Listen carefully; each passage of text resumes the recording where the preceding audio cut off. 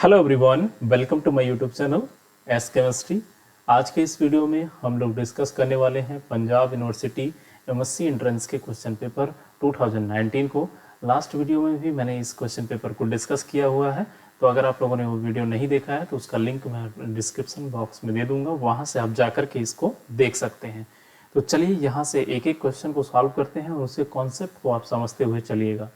तो देखिए पहला क्वेश्चन है कि the rate constant, the activation energy and the Arrhenius parameter of a chemical reaction at 25 degree centigrade are इतना दिया हुआ है, तीन चीज रिस्पेक्टिवली पूछ रहा है। The value of rate constant as T tending to infinite.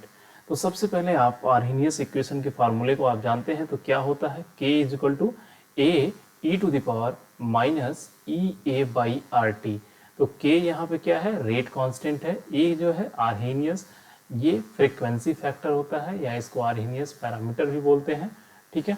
तो ये फ्रीक्वेंसी फैक्टर है और ई ए एक्टिवेशन एनर्जी है किसी भी रिएक्शन का, टी टेम्परेचर है, आर गैस कांस्टेंट है। तो देखिए यहाँ पर आपको दिया हुआ है rate constant, value activation energy और आपको आर्हीनियस पैरामीटर मतलब ए दिया हुआ है रिस्पेक्टिवली, और पूछ रहा है value of rate constant as T tend to infinite. देखिए क्वेश्चन यहाँ बहुत इजी है, क्वेश्चन आपको समझना था बस। अब t जब इनफाइनाइट होगा तो रेट कांस्टेंट उस समय क्या होगा, सिंपल आर्हीनियस इक्वेशन से आपको समझना है। यहाँ जो वैल्यू दी हुई है इससे कोई इसका कनेक्शन नहीं है। आप देखो यहाँ पर k की वैल्यू आप लिख सकते हो a, और e को मैं थोड़ा सा इसको नीचे लिख सकता हूँ e to the power E A by R T, right, आपको ईजी बनाने के लिए। तो देखिए यहाँ पर t क्या होगा, इनफाइनाइट टेंड करेगा, तो ये जब 1 बाई इनफाइनाइट क्या होता है, जीरो होता है। बहुत बड़ी क्वांटिटी से अगर किसी को डिवाइड करोगे तो वो जीरो आएगा। तो यहाँ 1 बाई इनफाइनाइट ये हो गया जीरो, तो e to the power zero मतलब 1 होगा। तो ओवरऑल जो रेट कांस्टेंट आएगा वो किसके इक्वल आएगा, a के इक्वल आएगा। तो देखिए बहुत ही सिंपल क्वेश्चन था और इसका आंसर जो है आपका 6 into 10 to the power 14 second inverse होगा। तो आपका पहला ऑप्शन इसका करेक्ट होगा। क्लियर है, समझ में आया? अच्छा चलिए अगला क्वेश्चन देखिए कि Freundlich isotherm is not applicable at. तो फ्रेंडलिक एब्जॉर्प्शन आइसोथर्म ये जानते हैं। अगर आप लोगों को इसका डिटेल वीडियो चाहिए तो मेरे आप वीडियो के प्लेलिस्ट में जाकर के आप मेरे सरफेस केमिस्ट्री का जो वीडियो है, इन दो वीडियो हैं, वहाँ पर दोनों वीडियो को आप देख सकते हैं। बहुत ही अच्छे से मैंने वहाँ पे एक्सप्लेन किया हुआ है। फिर भी मैं यहाँ बता देता हूँ आपको कि फ्रेंडली एडजॉर्प्शन आइसोथर्म में जैसे x by m is equal to होता है k, मतलब ये प्रोपोर्शनलिटी कांस्टेंट है, अभी मैं बताता हूँ, p is equal to 1 by n. देखो x क्या है, ये कितना एडजॉर्ब हो रहा है मॉलिक्यूल पर यूनिट एरिया पे, ठीक है। और ये प्रेशर है, गैस का प्रेशर है, और ये 1 बाई एन, एन तो जानते हैं आप लोग कांस्टेंट होता है, उसके एटॉमिसिटी होती है। तो देखिए गैस का मॉलिक्यूल लो प्रेशर पे भी एडजॉर्ब हो सकता है, हाई प्रेशर पे भी एडजॉर्ब हो सकता है। तो ये दोनों ऑप्शन तो जो है बिल्कुल करेक्ट है।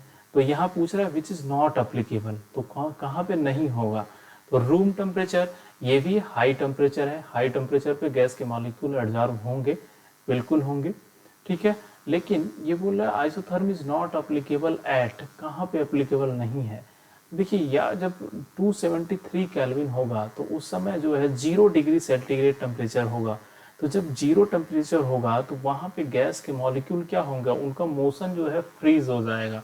तो गैस के मॉलिक्यूल का मोशन फ्रीज होने की वजह से उनका एड्जॉर्प्शन सरफेस पे, सॉलिड के सरफेस पे नहीं हो पाएगा। तो ये आपका करेक्ट ऑप्शन इसका डी होगा, राइट। जबकि बाकी सारे ऑप्शन जो हैं उन पे बहुत ही ये अच्छा एब्जॉर्प्शन होगा, एड्जॉर्प्शन, ठीक है। तो क्लियर हुआ होगा मुझे लगता है ये। अगला क्वेश्चन देखिए, what will be the equilibrium constant at 717 kelvin for the reaction. तो ये देखिए आपको रिएक्शन दिया हुआ है, H I is equal to convert हो रहा है हाफ H2 और हाफ I2 में, और if it's value for the reaction, तो इसके लिए वैल्यू इसका दिया हुआ है इक्विलिब्रियम कांस्टेंट का, और इसके लिए आपको पूछ रहा है k, ठीक है। इस टाइप के क्वेश्चन बहुत ही कॉमन क्वेश्चन है जो एंट्रेंस के एग्जाम में पूछे जाते हैं। तो आपको देखो सिंपल इसका पहले रेट कांस्टेंट आपको पता होना चाहिए। तो इक्विलिब्रियम कांस्टेंट, तो के इक्विलिब्रियम अगर इसके लिए आप निकालोगे तो ये क्या होगा, एच आई की पावर 2 अपॉन में concentration of H2 into concentration of I2, right, ये हो जाएगा इज इक्वल टू कितना होगा, ये एट 770 केल्विन 64 होगा, राइट। तो ये के इक्विलिब्रियम होगा, तो ये मान ले रहा हूँ मैं के इक्विलिब्रियम 1। अब देखिए इस वाले केस में देखिए कि यहाँ पर क्या होगा कि के इक्विलिब्रियम 2 यहाँ पर, तो ये क्या होगा, कंसंट्रेशन ऑफ H2 की power half into concentration of I2 की power half divided by concentration of HI, right. अब देखिए तो ये के इक्विलिब्रियम 2 लिखा मैंने, तो यहाँ पर देखो आप अगर इस रिएक्शन को आप 1/2 कर दो दोनों तरफ, ठीक है, इसके पावर 1/2 कर दो तो ऊपर HI आ जाएगा, नीचे H2 की पावर हाफ आएगा, I2 की पावर हाफ आ जाएगा। तो ये अगर इसका आप ले लो तो हाफ कर दे रहा हूँ मैं दोनों साइड, ठीक है, स्क्वायर रूट ले रहा हूँ इधर भी और इधर भी। तो ये आप सिंपली समझो कि ये के इक्विलिब्रियम जो फर्स्ट वाला है उसका 1/रूट ले लिया मैंने, तो मुझे मिला क्या, HI अपॉन में H2 की पावर हाफ और I2 की पावर हाफ, राइट। अब देखो इसको मैं इधर भेज देता हूँ और इसको इधर भेज देता हूँ और ये इधर भेज दूंगा, तो सिंपल मुझे यही मिलेगा, H2 की पावर हाफ I2 की पावर हाफ अपॉन में HI equal to 1/√k equilibrium 1। तो आप जो k इक्विलिब्रियम 2 निकाल रहे हो इसकी वैल्यू होगी 1/k इक्विलिब्रियम फर्स्ट का रूट, तो इसकी वैल्यू दिया हुआ है 64 का स्क्वायर रूट क्या होगा 1/8, राइट। तो आपका जो लास्ट ऑप्शन है ये डी ऑप्शन आपका यहाँ पर सही होगा, ठीक है, तो डी ऑप्शन यहाँ पर करेक्ट होगा। आई होप कि ये क्वेश्चन आपको क्लियर हुआ होगा। इस टाइप के क्वेश्चन पे ज़्यादा से ज़्यादा न्यूमेरिकल आप प्रैक्टिस करिए, बहुत ही कॉमन क्वेश्चन है ये, किसी भी एमएससी एंट्रेंस के एग्जाम में पूछा जा सकता है आप लोगों से, ठीक है। तो चलिए अगला क्वेश्चन देखते हैं हम। ये कार्नोट साइकिल का क्वेश्चन है, आपको देखिए यहाँ दिया हुआ है, पूछ रहा है कि विच पाथ सो एडियाबैटिक एक्सपेंशन, तो कौन सा पाथ इसमें से एडियाबैटिक एक्सपेंशन शो करेगा। देखिए ये कार्नोट साइकिल है, यहाँ पर प्रेशर और वॉल्यूम का जो है कर्व होता है, तो ये जो है 2 पॉइंट है, ये 3 पॉइंट है और 3 से ये 4 है, ये 4 से ये 5 है।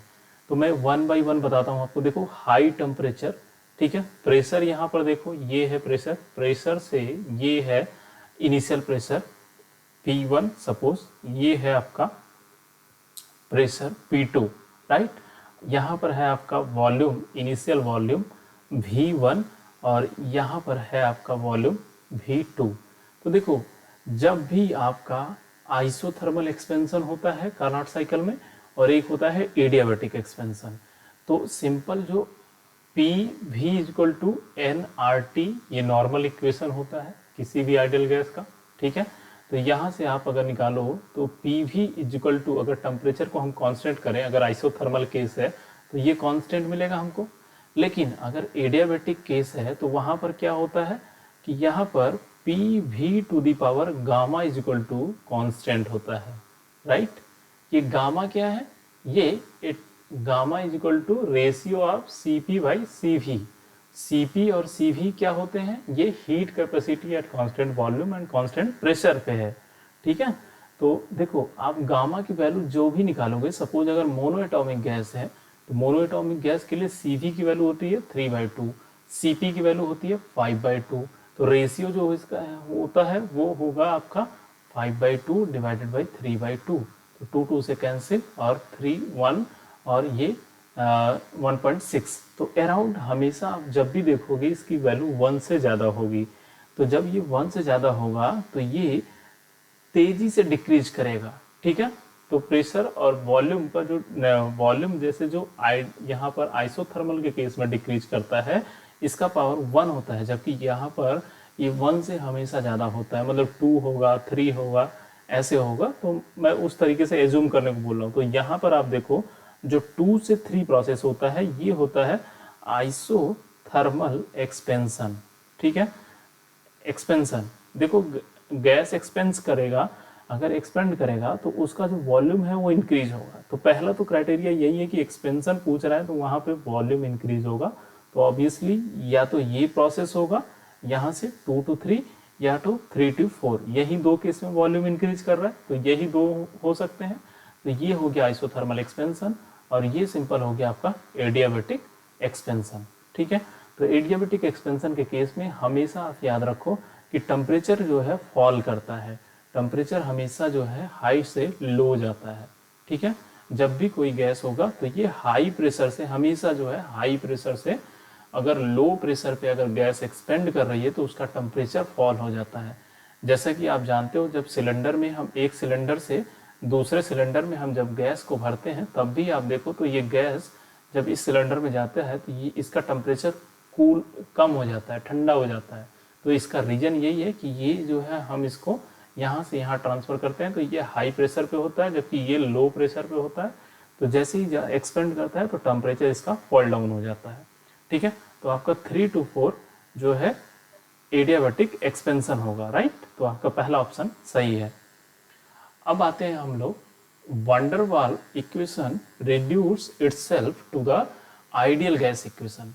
तो van der Waals gas equation क्या होता है, P + n² A/v², यही होता है। V - NB = nRT होता है, राइट। अब देखो यहाँ पर ये बोल रहा है कि आइडियल गैस में कब कन्वर्ट होता है। तो देखिए आइडियल गैस में तब कन्वर्ट होता है कि जब ये जो Z होता है ना, कंप्रेसिबिलिटी फैक्टर, तो इसमें PVm/RT होता है, राइट। Vm क्या है, मोलर वॉल्यूम, P क्या है, प्रेशर, T क्या है, टेम्परेचर गैस का। तो Z की वैल्यू 1 होती है अगर तो वो आइडियल गैस होता है, मतलब किसी भी टेम्परेचर और प्रेशर पे वो गैस होगा अगर उसका P और V का जो रेशियो है वो RT के अगर बराबर है तो Z वैल्यू 1 आएगा। ठीक है, तो वो तो आइडियल गैस को फॉलो करेगा। लेकिन van der Waals gas ideal gas को कब फॉलो करता है कि जब इसका Z के वैल्यू <1 होता है। ठीक है, <1। दो टाइप का डिवीजन होता है, एक <1। Z अगर <1 होता है तो वो आइडियल से ज़्यादा डेविएट होता है। ये मैं आपको बता रहा हूँ Z का प्लॉट वर्सेस P। तो ये आप जानते हो कि Z = 1 होता है और ये एक होता है गैस ऐसे वेरी करता है, एक ऐसे वेरी करता है। तो देखो ये वाला जो है ये निगेटिव वेरिएशन है, Z की वैल्यू <1 होती है। तो ये आपका सिंपल होता है कि आइडियल गैस रियल गैस का आइडियल गैस की तरह बिहेव करते हैं, लेकिन ये जो है पॉजिटिव डेविएशन है, ये नेगेटिव डेविएशन है। तो आपको ये थोड़ा सा जानना है। तो सिंपल यहाँ पर देखो कि जब प्रेशर जो है कम होगा, ठीक है, तो ऑब्वियसली उसका वॉल्यूम जो है ज़्यादा होगा, लेकिन वॉल्यूम ज़्यादा होगा लेकिन मोलर वॉल्यूम क्या होगा, कम होगा। ठीक है, प्रेशर अगर कम रखोगे, आप कोई भी कंटेनर समझो, अगर कोई भी गैस है तो उसका प्रेशर अगर कम है तो उसका वॉल्यूम ज़्यादा होगा, लेकिन उसका 1 मोल का वॉल्यूम कम होगा, तो ये रेशियो जो है ऊपर कम आएगा। और टेम्परेचर ऑलरेडी जो है हाई रखते हैं ताकि Z की वैल्यू जो है वो <1 आए। ठीक है, तो ऑलमोस्ट 1 के आसपास होना चाहिए।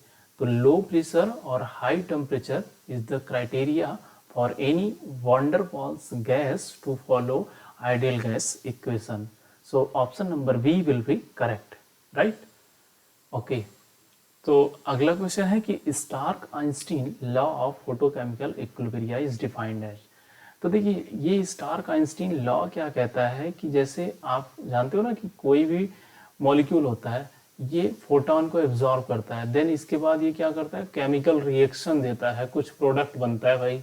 ठीक है, तो ये रिएक्टेंट है, कोई फोटोन इससे एब्जॉर्ब हुआ तो ये कुछ स्टेप फॉलो करता है, उसके बाद ये जो है प्रोडक्ट में कन्वर्ट होता है।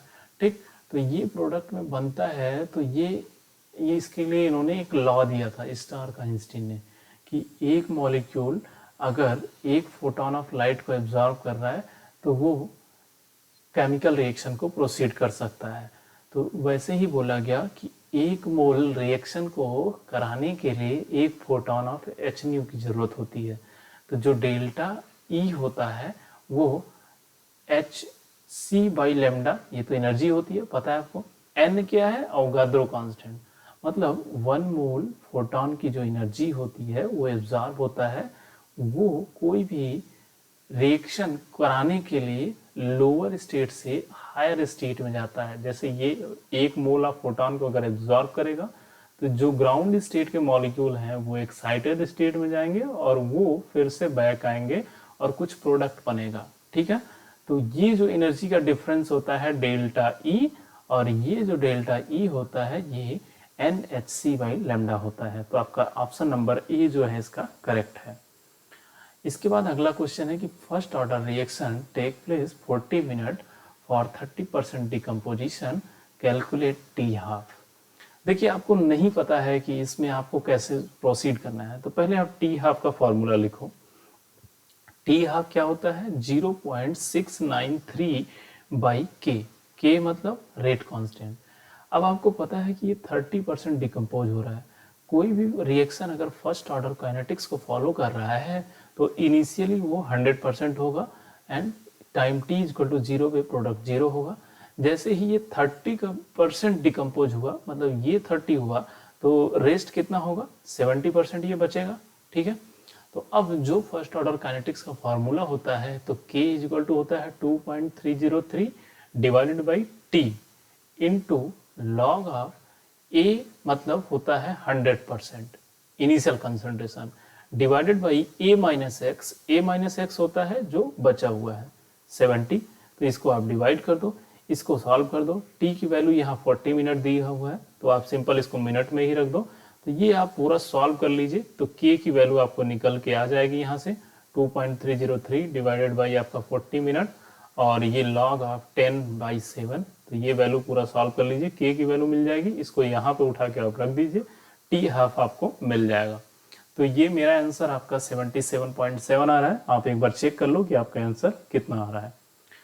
अगला क्वेश्चन देखिए कि for the reaction at 527 degree centigrade, ये पूछ रहा है यहाँ पर N2 + 3H2 रिएक्ट कर रहा है, 2NH3 बन रहा है, ठीक है।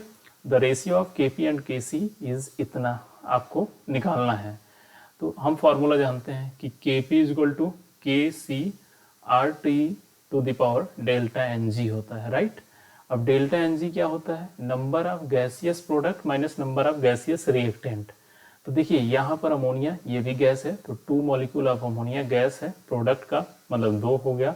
रिएक्टेंट में देखो ये दोनों भी गैस है, तो 3 ये 1 ये 4, तो -4 हो गया, राइट। तो ये हो गया -2, सिंपल आप रख दो। तो Kp इक्वल टू हो गया Kc, अब RT⁴ डेल्टा Ng -2, ठीक है। इसको आप सॉल्व कर लो तो ये Kp अपॉन में Kc ये इधर ले लीजिए 1/RT⁴ 2 आ जाएगा।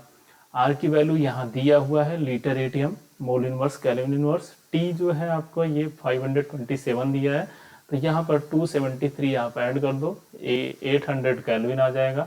तो 800 केल्विन और R की वैल्यू इतना रख दीजिए और इसको सॉल्व कर लीजिए, तो आपको जो आंसर मिलेगा वो मेरा आंसर आ रहा है 2.32 × 10⁻⁻⁴। तो आप इसको एक बार सॉल्व करके देखिए कि आपका आंसर कितना आ रहा है, ठीक है। अगला क्वेश्चन है जो कि बहुत ही इंपॉर्टेंट क्वेश्चन है। देखिए इस क्वेश्चन को बता रहा हूं मैं आपको। तो इसमें देखिए रोटेशनल और वाइब्रेशनल 2 चीजें होती हैं। आप जानते हो कि शायद आप नहीं जानते होंगे, तो मैं एक बार बता देता हूं आपको कि कोई भी डायटोमिक मॉलिक्यूल है तो उसका 2 टाइप से होता है, एक होता है वाइब्रेशनल मोशन, एक होता है उसका किसी एक्सिस के अबाउट रोटेशनल मोशन, ठीक है। तो रोटेशन की जो एनर्जी होती है E इक्वल टू होता है BJJ+1, राइट। और ऐसे ही आपका वाइब्रेशन का एनर्जी होता है, तो E वाइब्रेशनल जो एनर्जी होता है वो होता है ω प्लस V प्लस 1/2, सॉरी ये थोड़ा सा मैं इसको इस तरीके से लिखता हूँ, V प्लस 1/2 ω/XC, राइट, ये होता है। उसके बाद जो होता है इसमें n हार, ये रिजिड डायटोमिक मॉलिक्यूल के लिए है एक्चुअली, ठीक है।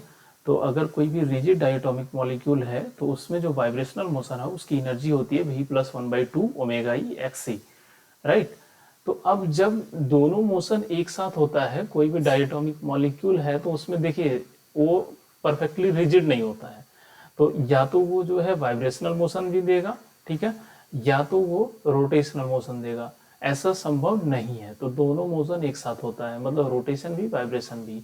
तो देखिए वाइब्रेशनल की जो ट्रांजिशन होता है इसका सिलेक्शन रूल जो होता है डेल्टा V इक्वल टू होता है +-1। तो या तो इसको +1 में जाना होगा या -1 में जाना होगा। तो सपोज इसको कोई भी 1 फॉलो करा दीजिए, सपोज v + 1/2 ओमेगा ई एक्स सी, राइट। तो यहाँ से आप मान लीजिए कोई भी यहाँ v = 0 लेवल से v = 1 लेवल में गए, तो 1 यहाँ वैल्यू हो जाएगा 3/2 ओमेगा ई एक्स सी, और अगर 0 वाली का निकालेंगे तो हाफ ओमेगा ई एक्स सी। तो 3/2 में से 1/2 घटाएंगे तो कितना मिलेगा आपको, ये सिंपल मिलेगा ओमेगा ई एक्स सी, ठीक है। तो आपका जो एनर्जी का डिफरेंस होगा वाइब्रेशनल एनर्जी में, वो होगा सिंपल ओमेगा ई एक्स सी।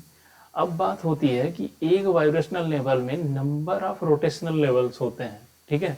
एक वाइब्रेशनल लेवल में कई रोटेशनल लेवल होते हैं। तो अब जो रोटेशनल लेवल इसके बीच में होते हैं, इनकी एनर्जी क्या होती है, तो ये तो हो गई डेल्टा ई, जो डिफरेंस हो गया एनर्जी का, डेल्टा ई जो होता है इसमें एनर्जी का डिफरेंस वाइब्रेशनल मोशन का ओमेगा ई एक्स सी हो गया, प्लस अब रोटेशन में बात करते हैं तो रोटेशन में बी जे जे प्लस 1 है। तो देखिए ये जो है डेल्टा जे, ये डेल्टा जे की वैल्यू अगर 0 है, +1 है, -1 है, तो 0, देखिए -1 0 +1, इस तरीके से आप ट्रिक के सहायता से याद रखिए PQR, ठीक है। ये आपको पूछा जा सकता है कि सिलेक्शन रूल अगर डेल्टा जे = -1 है तो कौन सी लाइनें मिलेंगी। अभी मैं यहाँ पे सारा सब कुछ आपको क्लियर कर रहा हूँ। तो देखिए P होगा तो -1, Q होगा 0 होगा, R की वैल्यू 1 होगा, तो डेल्टा जे = -1 0 +1।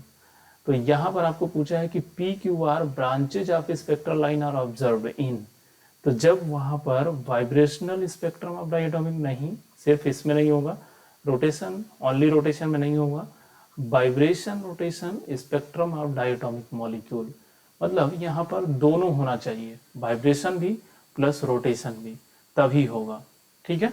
तो ये तो आपका हो गया करेक्ट ऑप्शन। लेकिन अब इसमें यहाँ पे देखो बी जे जे +1, ठीक है। तो ये यहाँ पर आप एनर्जी का डिफरेंस निकालोगे कि बी जे, सपोज हमारा हायर लेवल जो है वो जे डैश है, तो जे डैश +1 माइनस, ठीक है, बी जे +1 इंटू जे। तो ये जो है आपका एनर्जी का डिफरेंस आता है अभी मतलब वाइब्रेशन और रोटेशनल स्पेक्ट्रम में। इसमें एक चीज और भी होता है, वो सब मैं उतना डिटेल में आपको नहीं बताऊंगा कि बी की वैल्यू भी चेंज होती है, आप बस इतना जानते रहो, इतने से आपको कहीं से भी कोई क्वेश्चन पूछेगा आप कर ले जाओगे, ठीक है। तो इसमें आप बिल्कुल बिल्कुल कॉन्फिडेंस रहिए कि जब वाइब्रेशन और रोटेशनल दोनों मोशन होता है, जैसे कि मैंने यहाँ पे आपको बताया कि वाइब्रेशनल एनर्जी लेवल में, एक वाइब्रेशनल एनर्जी लेवल में number of rotational energy level होते हैं, और ये रोटेशनल लेवल का भी ट्रांजिशन होता है यहाँ पर, ठीक है, डिफरेंट डिफरेंट रोटेशन का, ठीक। तो ये आपको क्लियर हो गया।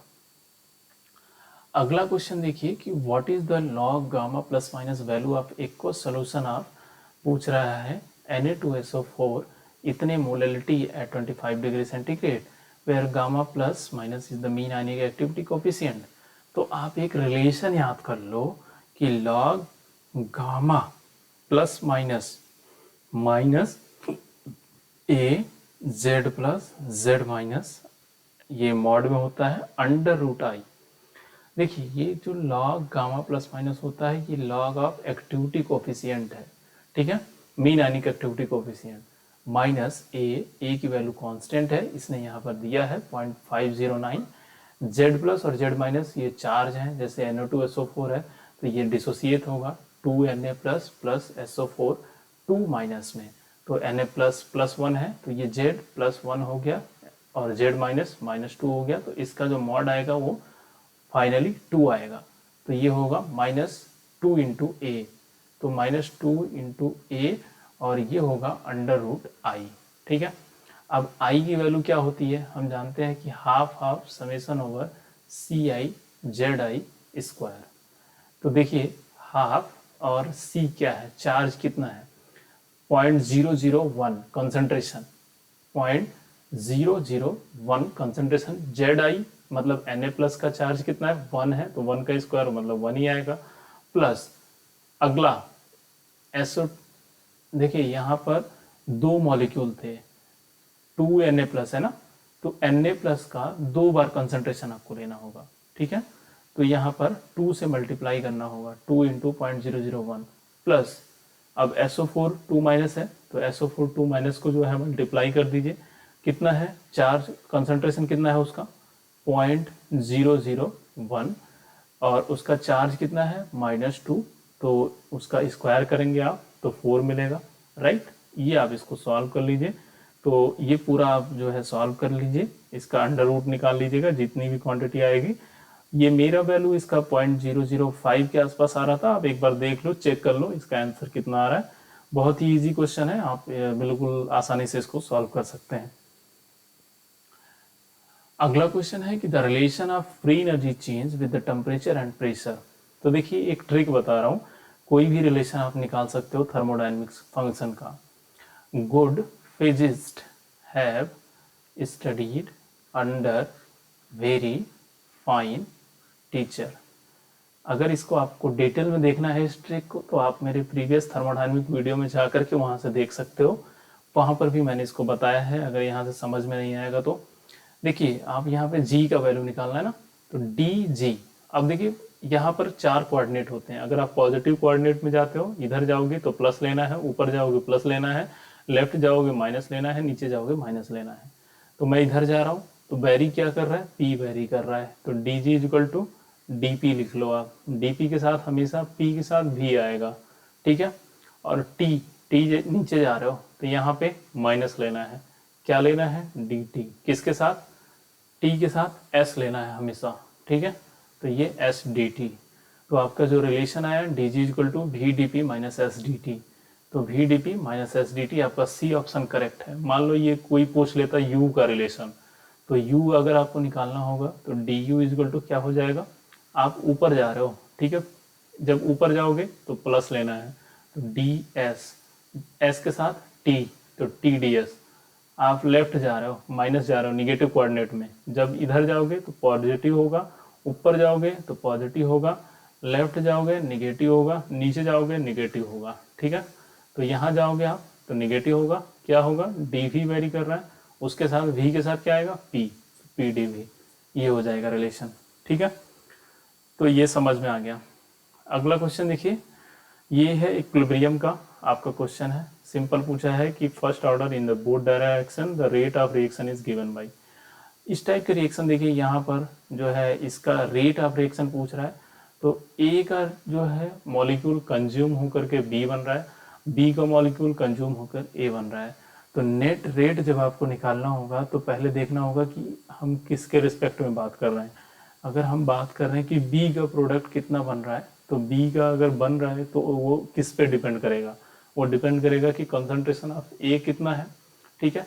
तो K1 इंटू कंसनट्रेशन ऑफ ए, ये बताएगा क्या कि बी का प्रोडक्ट कितना बन रहा है। अब बी का जो है K2 के रेट से डिक्रीज भी तो कर रहा है, तो minus K2 into concentration of B, ठीक है, ये इसका रेट कांस्टेंट होगा, तो K1 इंटू ये आपका डी ऑप्शन इसका करेक्ट होगा।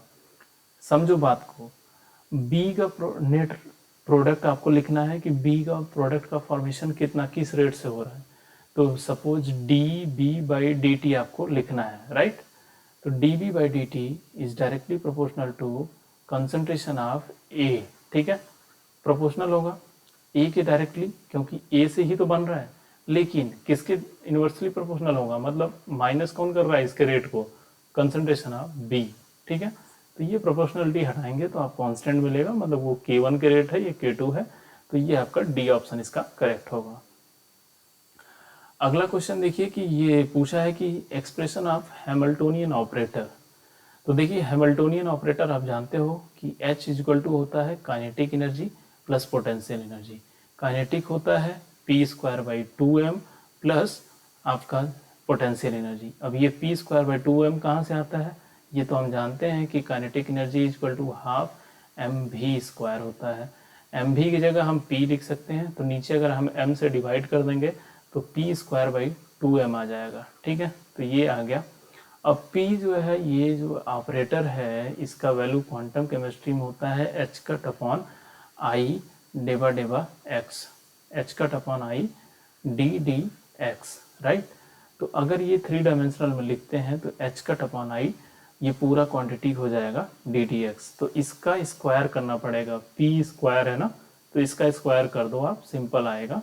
तो एच कट स्क्वायर हो जाएगा, आई का स्क्वायर करोगे तो -1 मिलेगा, और ये d2 by D x to, तो ये 1 डायमेंशनल के लिए निकाला मैंने, minus H cut square upon में, और डी टी एक्स टू आएगा। और यहाँ पर देखो 2m भी है, तो 2m आपका हो जाएगा, ठीक है। तो ये सिंपल आप एच कट के फॉर्म में लिख सकते हो, चाहो तो h अपॉन 2 पाई के फॉर्म में भी लिख सकते हो। तो इसको अगर h अपॉन 2 पाई करोगे तो ये आपका सिंपली h अपॉन 4 पाई हो जाएगा, राइट, ठीक है, h अपॉन 4 पाई स्क्वायर हो जाएगा। तो ये 2 से मल्टीप्लाई कर दोगे तो 8 पाई स्क्वायर m हो जाएगा। तो ये आपका जो है पहला ऑप्शन करेक्ट होगा, minus H square upon 8 pi square M del square plus भी। डेल स्क्वायर किसके लिए है? 3 डायमेंशनल के लिए, D X square plus D Y square plus D Z square, ठीक है। तो चलिए आज के लिए इतना ही, मिलते हैं अगले वीडियो में। Thank you so much for watching the video, have a nice day. अगर आप लोगों को कहीं भी कोई भी डाउट हो तो आप मुझे मेरे टेलीग्राम चैनल पे फॉलो करके मेरे से क्वेश्चन पूछ सकते हैं। अगर आप लोगों को मेरा वीडियो पसंद आए तो प्लीज़ चैनल को लाइक शेयर और सब्सक्राइब जरूर करिएगा। Thank you.